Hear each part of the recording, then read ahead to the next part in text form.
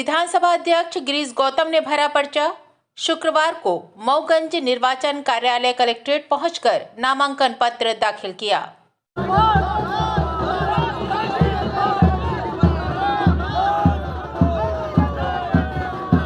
आप देख रहे हैं बुलेट रिपोर्टर। खबर मध्य प्रदेश के रीवा से है। विधानसभा अध्यक्ष गिरीश गौतम ने शुक्रवार को मऊगंज निर्वाचन कार्यालय कलेक्ट्रेट पहुंचकर नामांकन पत्र दाखिल किया। इसके उपरांत इन्होंने पत्रकारों से कहा कि इस बार का हमारा चुनाव विकास मुद्दों को लेकर है। हमने जो कहा था वो पूरा किया है और मुझे भरोसा है कि जनता मुझे विकास के कार्यों को देखते हुए एक बार फिर से भरोसा करेगी। सबसे बड़ा मुद्दा का सवाल ही नहीं पैदा। हमने जो वादा किया था उसको पूरा करने का प्रयास किया। इस विश्वास के साथ हम जा रहे हैं कि जनता ने इस बात पर भरोसा किया कि हमने जो कहा था हमने किया है। विकास के क्षेत्र में, लोक कल्याण के क्षेत्र में तमाम सारी जो बातें हो सकती उनको हमने किया है। इसलिए अब जनता से यही उम्मीद करेंगे कि हमको एक अवसर और मिलता है तो जो बचे खुचे काम उनको भी पूरा करने का प्रयास करेंगे। मुझे पूरा भरोसा है कि जनता मेरी बात पर विश्वास करेगी। विपक्ष का कहना है विकास कम हुआ है। विपक्ष बोल रहे विकास कम हुआ है। मैं उनको ईमानदारी से कतई नहीं कहना चाहिए, बल्कि उनको ये कहना चाहिए कि देव तालाब को हमने रसातल में पहुंचा दिया, तब विपक्ष कहलाएंगे। भारत की राजनीति में विपक्ष का रोल अब पहले वाला नहीं रह गया। पहले ये होता था कि उस जमाने में लोकतंत्र के भीतर विपक्ष में होते हुए भी विपक्ष के नेता लोहिया हुआ करते थे, जयप्रकाश नारायण हुआ करते थे। यदि कोई खास काम होता था तो उसको बुराई नहीं करते थे, और यहाँ तो हर चीज़ की बुराई करता था। तो आज का विपक्ष इस स्थिति में है। निकटतम प्रतिद्वंदी किसे मानते हैं? जनता तय करेगी कौन निकटतम। मेरे हालांकि निकटतम में नहीं, मैं पूरी तरह से टक्कर हूँ, कोई टक्कर नहीं। हमने समाज के बीच लोक कल्याण एवं जन कल्याण के कार्य पूरे किए हैं। वहीं आपने कहा कि विकास का कार्य कभी भी पूरा नहीं होता और निरंतर चलता रहता है।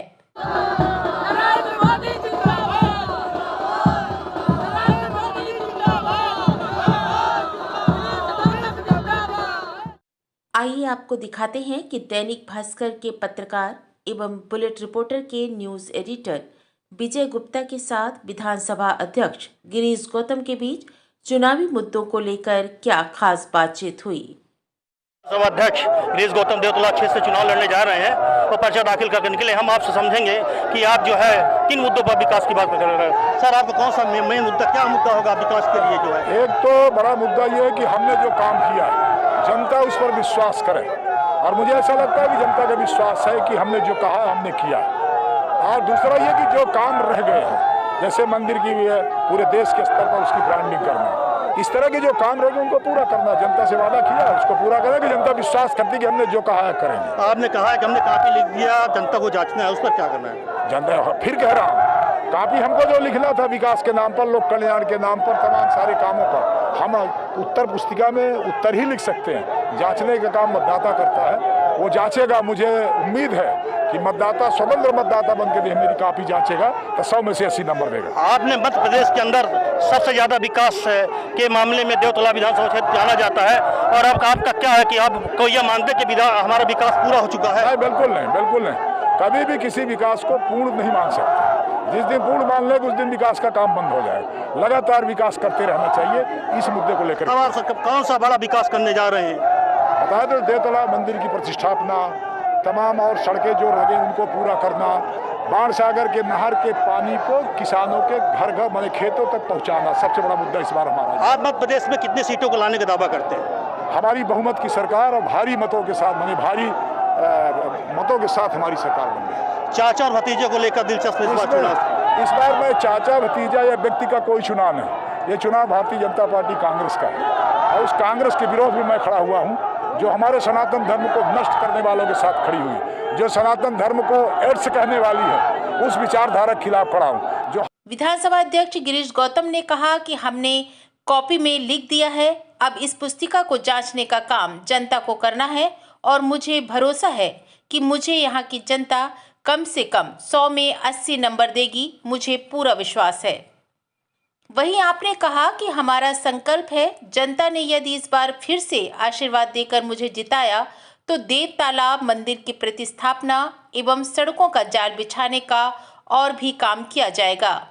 साथ ही बाणसागर का पानी यहाँ के किसानों के खेतों तक लाए जाने का काम करेंगे।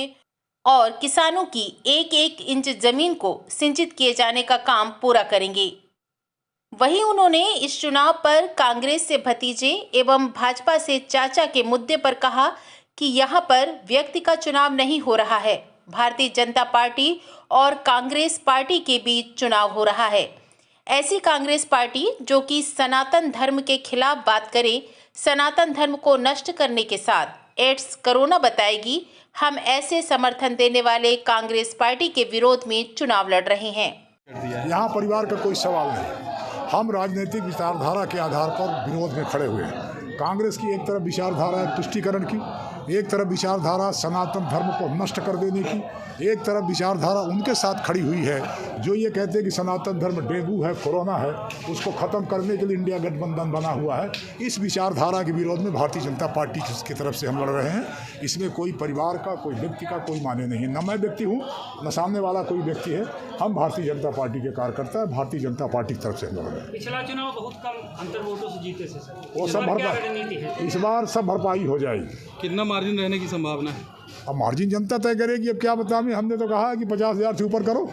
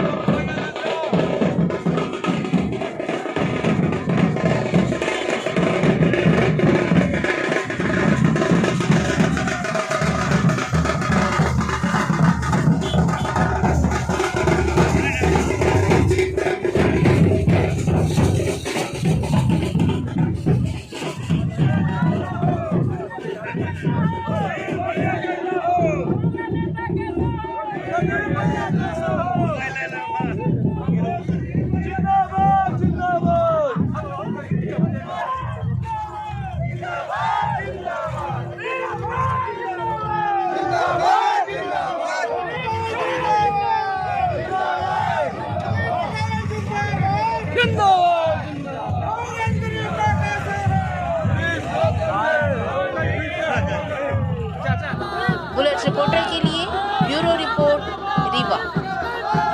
नए वीडियोस एवं ताज़ी खबरें मिलती रहें, इसके लिए हमारे चैनल को लाइक, शेयर और सब्सक्राइब करना ना भूलें।